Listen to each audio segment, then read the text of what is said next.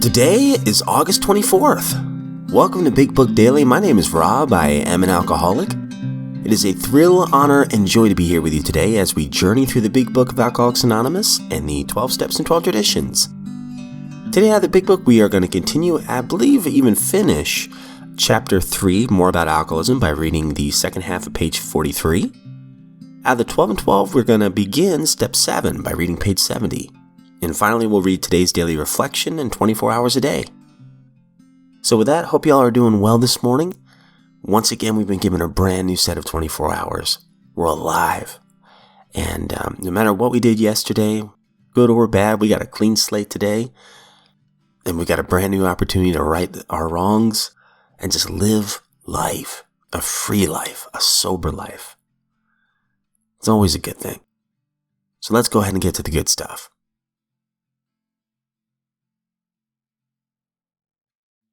All right, we are finishing up More About Alcoholism today. We're on page 43.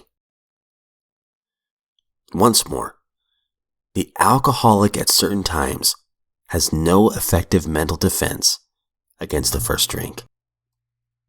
Except in a few rare cases, neither he nor any other human being can provide such a defense.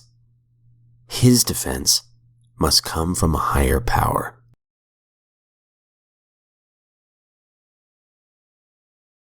Moving on to the 12 and 12, we are on Step 7. Humbly asked him to remove our shortcomings. Page 70. Since this step so specifically concerns itself with humility, we should pause here to consider what humility is and what the practice of it can mean to us. Indeed, the attainment of greater humility is the foundation principle of each of AA's 12 steps. For without some degree of humility, no alcoholic can stay sober at all. Nearly all AAs have found, too, that unless they develop much more of this precious quality that may be required just for sobriety, they still haven't much chance of becoming truly happy. Without it, they cannot live to much useful purpose or, in adversity, be able to summon the faith that can meet any emergency. Humility as a word and as an ideal has a very bad time of it in our world. Not only is the idea misunderstood, the word itself is often intensely disliked. Many people haven't even a nodding acquaintance with humility as a way of life. Much of the everyday talk we hear, and a great deal of what we read, highlights a man's pride in his own achievements. With great intelligence, men of science have been forcing nature to disclose her secrets. The immense resources now being harnessed promise such a quantity of material blessings that many have come to believe that a man-made millennium lies just ahead. Poverty will disappear, and there will be such abundance that everybody can have all the security and personal satisfaction he desires.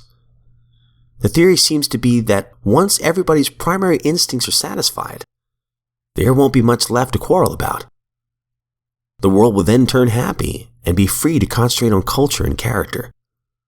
Solely by their own intelligence and labor, men will have shaped their own destiny.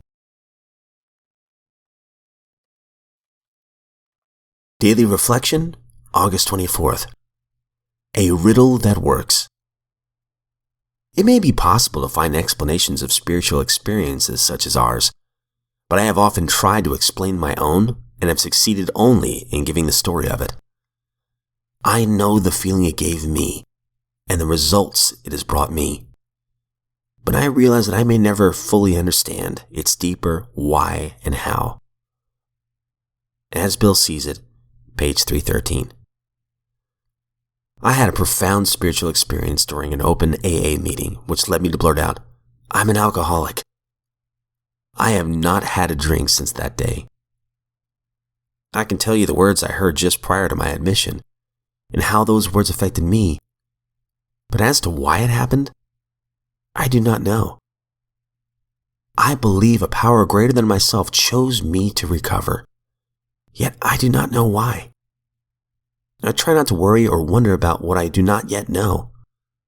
Instead, I trust that if I continue to work the steps, practice the AA principles in my life, and share my story, I will be guided lovingly toward a deep and mature spirituality in which more will be revealed to me. For the time being, it is a gift for me to trust God, to work the steps, and help others.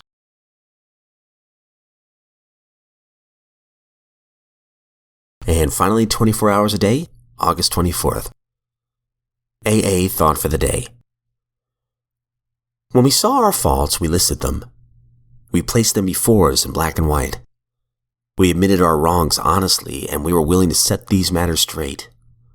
We reviewed our fears thoroughly. We asked God to remove our fears, and we commenced to outgrow fear. Many of us needed an overhauling in regards to sex. We came to believe that sex powers were God-given and therefore good if used properly. Sex is never to be used lightly or selfishly, nor is it to be despised or loathed. If sex is troublesome, we throw ourselves the harder into helping others, and so take our minds off ourselves. Am I facing my sex problems in the proper way? Meditation for the day. Cling to the belief that all things are possible with God. If this belief is truly accepted, it is the ladder upon which a human soul can climb from the lowest pit of despair to the sublimest heights of peace of mind. It is possible for God to change your way of living. When you see the change in another person through the grace of God, you cannot doubt that all things are possible in the lives of people through the strength that comes from faith in Him who rules all. Prayer for the day. I pray that I may live expectantly. I pray that I may believe deeply that all things are possible with God. All right, so that concludes our reading today. Man, every single one of the readings, there's something I could talk about, but one thing they all have in common is faith in a higher power. At the end of More About Alcoholism, that's one of the last thoughts is, apart from divine help, we alcoholics, at least the 100 that were responsible for writing that book, were in need of a higher power. Whatever they might choose that higher power to be, but it's not themselves, that willpower. I love this part of the 24 hours a day. Cling to the belief that all things are possible with God. Of course, they quote the big book here. We reviewed our fears thoroughly. We asked God to remove our fears, and we commenced to outgrow fear. I didn't realize how fearful I was. How a lot of my decisions were based on fear. Well, I need to be nice to this person because I don't want them to leave me. I'm afraid of being alone. Or I'm afraid that they're not going to look at me the right way. Or I'm afraid that I can't protect my family. Or, fears like that. But once I started doing some of the steps, I realized that I was telling myself a lot of lies. I could work at every single one of these fears practically and overcome them. Here's one for you. I used to have the fear that I'm not smart enough, or a fear of trying new things, right? Because I didn't want to fail. And truth be told, you just work at these things. Okay, like the fear of math. I was awful at math as a kid, and now that my kids are growing up and they're learning mathematics in a completely different way than I was taught. Now I'm teaching myself as I go so that I can help them. So I'm working on my fears so that I can pass it on to my kiddos. Fear of being unhealthy. That's another one. Well, now I'm trying to work at it. And praying all the while. So in the mornings, right after I record these, I try to go to the gym or do what I got to do. So that way I can show up for my family. And hopefully, I know there's a lot of things I cannot control. I hope I can live a long life. But I don't know. Who knows? All I'm going to do is try to be responsible for today and take care of my body and my health today. But, these are just some regular examples of ways that I've had to pray and find out how I can overcome these fears. And I think the God of my understanding is kind of giving me these gentle nudges in certain directions to go, hey, this is a way you can overcome this. The bottom line is action too. Just doing it. Just trying it. And when you fail, you get back up and try it again. And I love the daily reflections.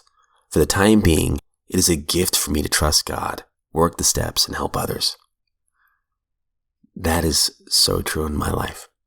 I don't need to know all the answers. I don't need to know why these fears have come about. All I need to do is trust in my higher power. And it's a gift for me just to trust and to work the program of living. That will be these 12 steps for me. And when I'm in my head, I can talk to some friends in the fellowship. I can pray, or I can throw myself even harder into helping others. I've never been happier. I've never been more at peace with myself and the world than I have during these few 24 hours I've been sober. And I wish that for you all as well, my friends. If you are sober today, you're a miracle. And if you're not, you're still a miracle because somehow you're hearing this, unprofessional podcast. And maybe you've heard something that you can relate to. And today could be the very first day of your brand new life. It's a choice. Find the support, find the program that you need to live a better life. And free yourself from the bondage of alcohol. But with that, my friends, if we're given another set of 24 hours, I sincerely look forward to seeing you right back here tomorrow.